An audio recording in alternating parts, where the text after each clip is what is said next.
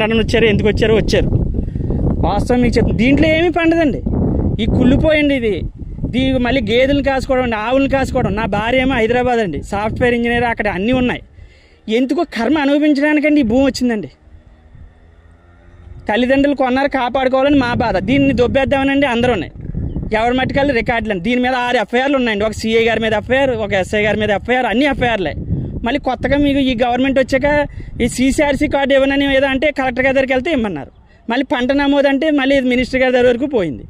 మళ్ళీ ఇప్పుడు CCRC card వచ్చే టైంకి మళ్ళీ మీరు వెళ్ళిపోయాక మళ్ళీ ఎవరు వస్తారు, మళ్ళీ మొదలవుద్దండి. మాకు ఎమ్మెల్యే ఆఫీస్ నుంచి ఫోన్ వస్తుందని నా ఎమ్మెల్యే గారిని అడిగితే నేను కాదు బాబు అంటాడు ఆయన.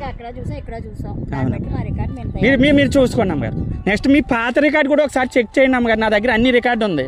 మీరు పాత రికార్డు కూడా ఒకసారి చూడండి. ఎందుకంటే ఆ రికార్డు పాడు చేసేసి ఎవరైనా కొత్త రికార్డు తయారు చేయడానికి కూడా ట్రై చేయొచ్చు.